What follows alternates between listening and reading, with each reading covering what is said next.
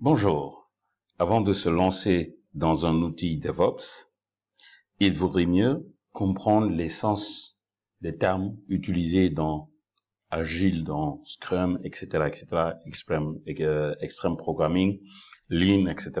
Bon, aujourd'hui, nous allons parler de ce qu'on appelle le process.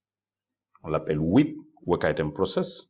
Donc, quand vous créez un projet au départ, il faudrait définir un WIP. Par exemple, je vais venir dans dev.azure.com. OK. Je viens nouveau projet. Je donne le nom du projet test. Donc, description test. Et ensuite, je choisis Advanced. Là, j'ai un WIP, Work Item Process. Donc, nous allons voir que signifie Agile, que signifie Basic, que signifie Scrum, que signifie CMMI. Alors, pour cette formation, je note que DG Diba Agile, c'est un framework que j'ai customisé. Et aussi, Custom Scrum, j'ai aussi customisé ce WIP. Donc, sans plus tarder, nous allons vers la présentation.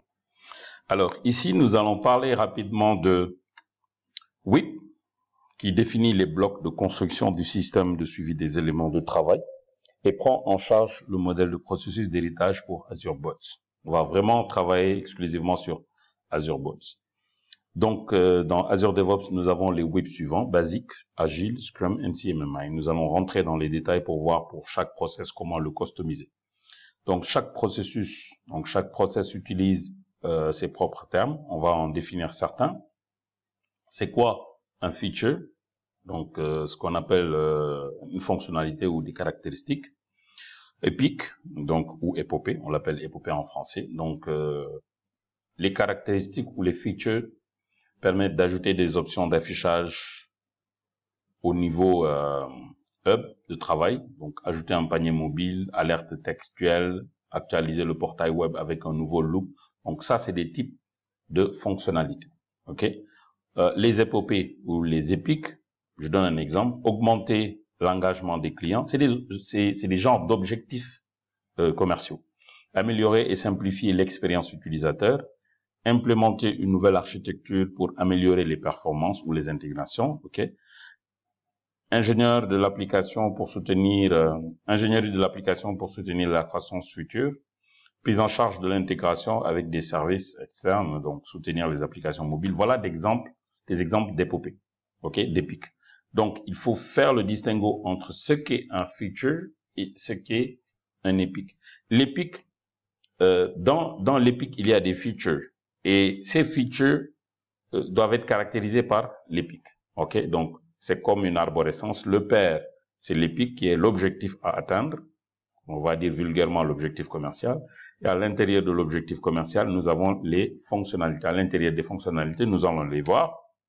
Ici, par exemple, si je prends le WIP basique, donc Work Item basique, donc je reviens ici, je fais comme ça, et je fais basique. Qu'est-ce que cela veut dire? Si je mets create, cela veut dire que quand vous travaillez, vous ne pouvez définir que des épiques, donc des objectifs commerciaux, ensuite définir des issues et définir des tâches. OK? Donc voilà l'implication que vous aurez si vous choisissez le Work Item Process basique. Si vous utilisez le Work Item Process Agile, vous pouvez définir les épiques, vous pouvez définir des features avec cette arborescence.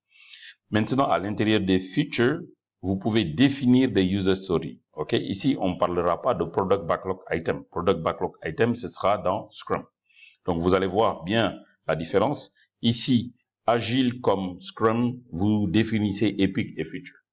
À l'intérieur des Epic, vous ne pouvez définir que des Features. Et à l'intérieur des Features, vous ne pouvez définir que des User Stories. Et à l'intérieur des User Stories, vous ne pouvez définir que des Tasks. OK? Maintenant, il y a des éléments qui sont configurables. C'est quand c'est un bug qui est déclaré. Et à l'intérieur des bugs, vous définissez les tâches. Donc, quelles sont les activités à mener pour lever ces bugs-là. Et ensuite, entre issue et bug tracking, vous avez les issues. Vous pouvez aussi personnaliser en fonction de ce que vous voulez. Alors, passons à Scrum. Au niveau de Scrum maintenant, vous avez, comme je l'ai dit tantôt, la possibilité de définir les épiques. À l'intérieur des épiques, vous pouvez définir les fonctionnalités.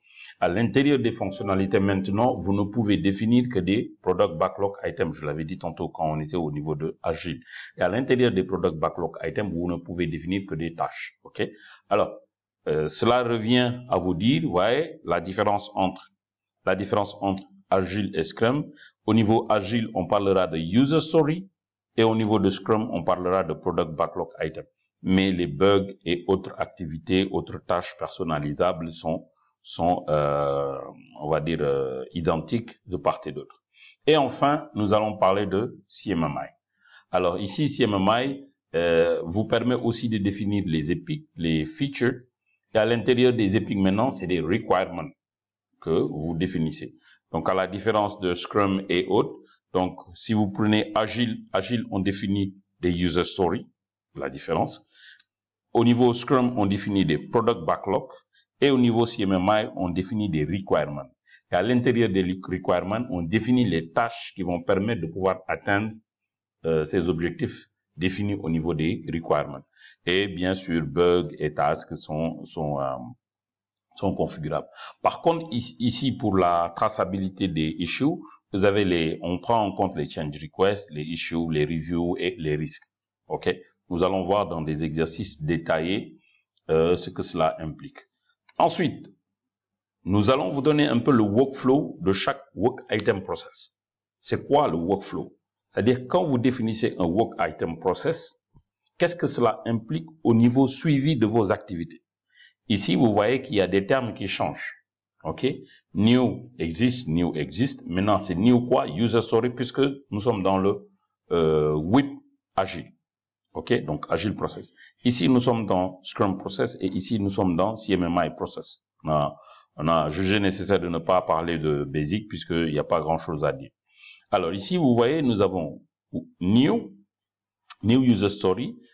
Ensuite, nous avons New Backlog Item. Ici, nous avons New Process, OK? Ou Propose.